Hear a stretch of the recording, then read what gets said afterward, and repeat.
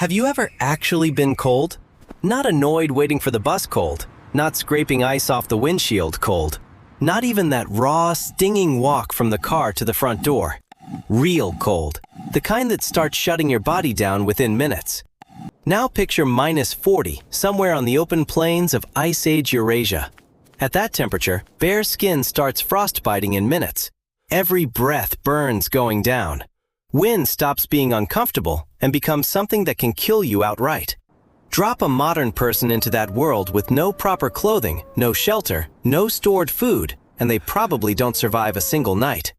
But here's the part that should blow your mind. Our ancestors didn't just survive that world, they turned it into a home. They built real structures, engineered ways to hold on to heat, planned months ahead, and solved problems that still impress engineers today. So forget the image of a half-naked caveman shivering next to a tiny fire in a cave, waiting for spring. The truth is a lot more impressive than that, and it starts with a question worth sitting with for a second. How do you turn the deadliest season on the planet into somewhere you can actually raise a family? Let's start underground, because that's literally where the story begins. For a long time, people assumed Ice Age humans mostly lived in caves. Some did.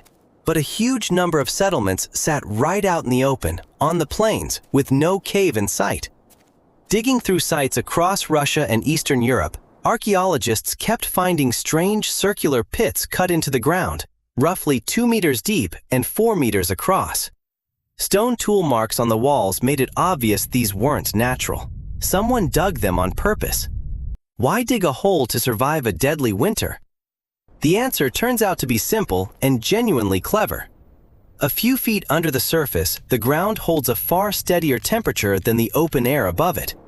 Even while a -40 wind tore across the surface, the soil below stayed relatively stable. Ancient people were using the earth itself as a giant natural insulator. Modern geothermal heating runs on that exact same principle. Engineers tapping into stable ground temperature to warm buildings and save energy, running pipes deep enough to borrow the Earth's own steady warmth. Our ancestors figured this out tens, maybe hundreds of thousands of years earlier, with no textbooks, no engineering degrees, and no modern tools at all. They just paid close attention to the world around them and used what it was already telling them. And digging the pit was only step one. The real skill was in the walls. At a site in what's now the Czech Republic, near a settlement known today as Dolní Věstonice, archaeologists uncovered the remains of dwellings roughly 26,000 years old. Studying the walls revealed something nobody expected. Multiple distinct layers, each doing a completely different job. The innermost layer was animal fur, turned inward, trapping a thin cushion of warm air right against the body. Next came a layer of dried moss and grass, soaking up moisture before it could rot the structure from the inside. The outer shell was woven mats of bark and reed, blocking wind while still letting excess moisture escape outward. That's a remarkably effective multi-layer system, and it's essentially the same logic used in energy-efficient homes today. Vapor barrier on the inside, insulation in the middle, protective shell outside. Modern builders just swap fur, moss, and bark for membranes, foam board, and synthetic insulation. The physics never changed. What makes researchers pause isn't that this is old, it's that it's correct. Nobody wrote the word insulation on a wall of that pit house, but every layer behaves exactly like it belongs in a modern building code. And this wasn't even the peak of Ice Age engineering. Picture a vast, snow-covered plain around 15,000 years ago. Almost no trees for miles. The ground frozen solid. Firewood is basically non-existent out here. In front of a small group of people lies the skeleton of a woolly mammoth that died recently. To most of us, that's just an enormous pile of bones. To them, it was building material. This is how the famous mammoth bone houses came to exist. Archaeologists have found dozens of these structures across what's now Ukraine and Russia, at sites like Mezhyrich and Kostenki, some preserved well enough to reconstruct almost exactly how they were built. And what they found was a genuine engineering project. Builders started by laying massive mammoth skulls along the base, each one weighing over 100 kilograms, acting like a foundation. Then came the long, curved tusks, driven into the ground and lashed together into a dome-shaped frame. That shape distributed weight evenly and could take brutal gusts of freezing wind without collapsing. Ribs, shoulder blades, and other bones filled every gap between the larger pieces, turning the whole thing into a genuine load-bearing frame. Over that skeleton frame went several layers of carefully stitched mammoth hide, giving heavy insulation, while the rounded dome shape kept snow from piling up on top. Instead, it slid straight off, so the weight never built up and threatened the structure. Snow that did stay actually helped, forming a protective shell around the dwelling and further sealing in warmth, the same principle behind Arctic snow igloos today, just on a bigger, sturdier scale. When modern researchers built experimental replicas of these houses, the results were startling. Even a modest fire inside could push the internal temperature 40, sometimes 50 degrees higher than outside. If a brutal freeze was raging beyond the walls, the interior stayed livable with almost no real risk of freezing. Some modern Arctic tents with industrial insulation don't perform much better. Stone tools, mammoth bones, animal hide, and hard-won knowledge combined into shelter that stacks up against modern engineering. But a house is only half the job. It still had to be heated, and here again, our ancestors got genuinely clever. At the center of each dwelling sat a main hearth, providing most of the heat. But archaeologists kept noticing something else: smaller secondary hearths scattered around the edges of the space. At first, it looked accidental. It wasn't. One zone was clearly used for cooking, another for sleeping, another for drying wet clothes and furs, each area running at its own rough temperature. The interior was effectively divided into functional rooms. We tend to think separate rooms are a relatively modern idea. Its roots go all the way back to the Ice Age. Fuel was its own serious problem. Out on those endless frozen plains, trees were scarce to non-existent, which made ordinary firewood a luxury nobody could count on. So people turned to other sources: dried dung from mammoths and other large grazing animals. Properly prepared, it burned long, gave off steady heat, and produced surprisingly little smoke. Fat and certain bones were used too. Studying the remains of ancient hearths, archaeologists found clear signs of deliberate fuel preparation. These weren't people throwing random material into a fire. They understood which materials burned hottest, which lasted longest, and which worked best for getting a fire started fast. They were, in a very real sense, managing their own energy supply, the same way a modern household budgets electricity or firewood for a long winter. There was one more problem most of us never think about. Picture a fully sealed, warm dwelling, a fire burning constantly inside, people cooking, breathing, drying soaked clothing. All of that pumps enormous amounts of water vapor into the air. With nowhere to go, that moisture settles on the walls. In brutal cold, it freezes solid. Over time, the whole structure gets damp, frost damaged, and starts breaking down from the inside out. That's still a real problem in modern cold climate buildings, and remarkably, Ice Age people solved it thousands of years ago. They left small openings near the floor to let cold, fresh air in, and a wider opening at the top of the dome for warm, moist air to escape. Warm air naturally rises and carries the moisture straight out with it. That's a simple, genuinely effective ventilation system. No machinery, no electricity, no fans. Just an understanding of how air actually moves. Engineers today call it passive ventilation, and modern building codes spend whole chapters on the exact same idea. Our ancestors just called it building a house that stayed warm, dry, and safe. But the most surprising part of this story doesn't happen during the day. It happens at night. Once the house was built and the fire was going, the wind couldn't reach anyone inside anymore.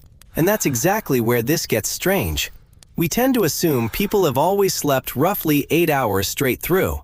Research from historians, anthropologists, and sleep scientists tells a very different story. For most of human history, sleep came in two distinct chunks. People fell asleep shortly after dark and slept for around 4 hours, woke for an hour or two, then drifted back off until sunrise. And this wasn't some kind of broken sleep disorder. It was the body's normal state. In the early 1990s, psychiatrist Thomas Ware ran an experiment removing all artificial light from a group of volunteers for close to a month. Without lamps, screens, or electricity, people gradually shifted back into that exact two-phase sleep pattern. Their bodies seemed to remember an ancient rhythm carried by thousands of generations before them. So what actually happened during those waking hours in the middle of the night? That's where the real story lives.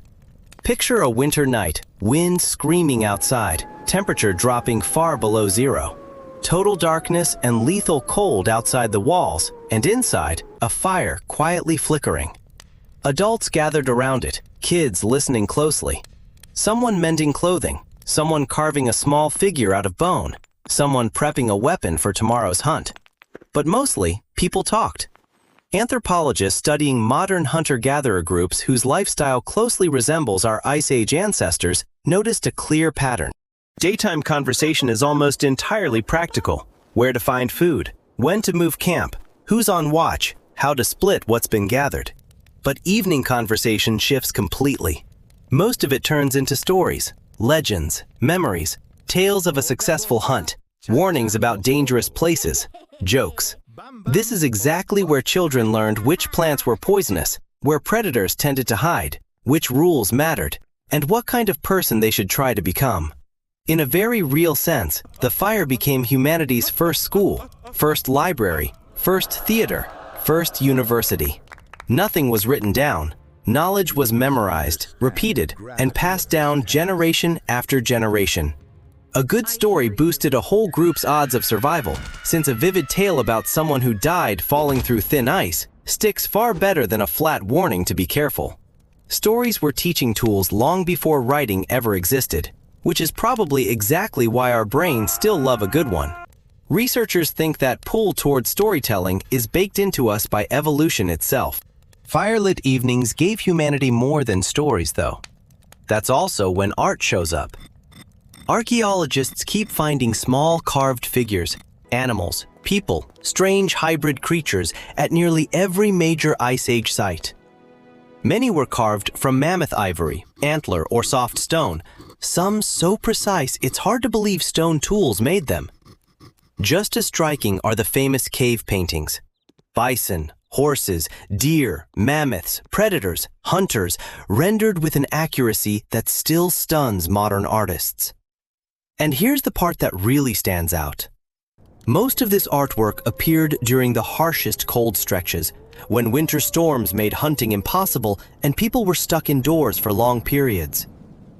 It's a strange kind of paradox. As the world outside grew more brutal, the human mind seemed to grow richer, not smaller, not more desperate, but genuinely richer.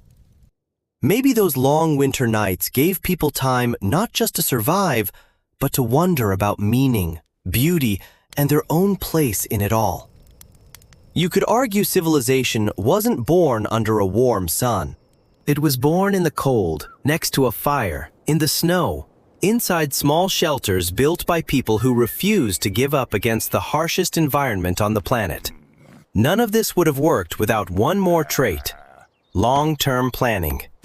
Maybe the biggest misconception about Ice Age people is that they lived day to day. The reality is the opposite. Surviving endless cold without serious planning simply wasn't possible.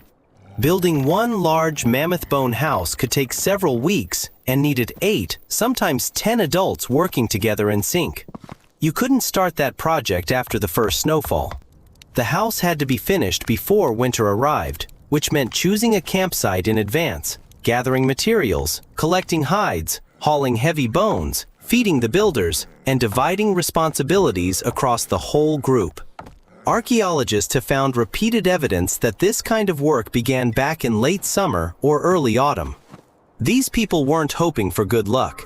They were calculating every step. Food worked the same way. We tend to treat the refrigerator as one of humanity's great inventions, but nature had one running long before electricity existed. Ice Age people used permafrost as a massive natural freezer. Deep pits dug near their dwellings held meat, fat, bone marrow, and other food, kept stable by the constant cold underground. Even after days of brutal storms made hunting impossible, a family still had food waiting. This wasn't casual food storage. It was a genuine survival strategy, one that turned a random storm from a crisis into a minor inconvenience. Clothing got the same level of attention. Reconstructions of Ice Age garments reveal surprisingly complex design, nothing like a hide thrown over a shoulder. Each layer had a specific job. The layer against the skin trapped warm air close to the body. The next layer held heat and absorbed moisture. The outer layer blocked wind, snow, and rain. Modern outdoor jackets work on almost the exact same principle, just with synthetic membranes and high-tech insulation instead of hide, sinew, and animal fat. Clothing was constantly maintained too.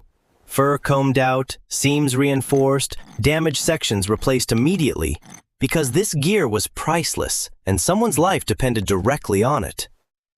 Each generation passed down the knowledge: how to properly tan hide, how to sew a seam that wouldn't leak, how to choose fur that could handle brutal cold, how to build boots that stayed dry and warm. None of that knowledge came together in a single lifetime. It built up over thousands of years, which is exactly why modern engineers studying these finds admit real surprise. It isn't the age of these structures that impresses them. It's that almost every decision these people made still makes logical sense today. They weren't building at random or relearning everything from scratch each season. They already knew what worked, and they used that knowledge again and again, refining it slightly with every generation instead of starting from zero. When the Ice Age finally ended, the climate began shifting. Forests returned, winters softened, and the mammoths disappeared. Along with them went the need for bone houses, layered insulation systems, and massive fuel reserves. Humanity didn't lose this knowledge to some disaster. It simply stopped being necessary. People moved into a warmer world, and their whole way of life shifted with it. But the memory of what they built stayed buried under the earth. And it took archaeologists thousands of years to piece that giant puzzle back together. Looking back at all of this now, one thing becomes obvious. Ice Age humans were never the helpless cavemen we imagine. They were skilled engineers, builders, hunters, inventors, and teachers. And above all, people who simply refused to give up. Every winter tested them again. Every storm could have been the one that ended everything. Every single day demanded knowledge, discipline, and real teamwork. That combination is exactly what carried humanity through one of the harshest stretches in its entire history. So the next time it feels a little too cold outside, remember the people who lived through temperatures far below zero with no electricity, no central heating, and none of our modern materials. And somehow, they didn't just make it through. They built the foundation for the world we live in today. Maybe the real legacy of the Ice Age isn't the bones or the archaeological sites at all. It's the human ability to adapt to absolutely anything, to invent, to learn, to look out for each other, and to find a way forward even when all you can see is cold, ice, and endless night. That exact quality carried our ancestors through the Ice Age, and it's still one of humanity's greatest strengths today. So, would you have made it through a single winter like that? Tell me honestly in the comments. If stories like this fascinate you, hit like. It genuinely helps the channel more than you'd think. And subscribe if you want more of how people built entire lives out of things the rest of the world had already given up on.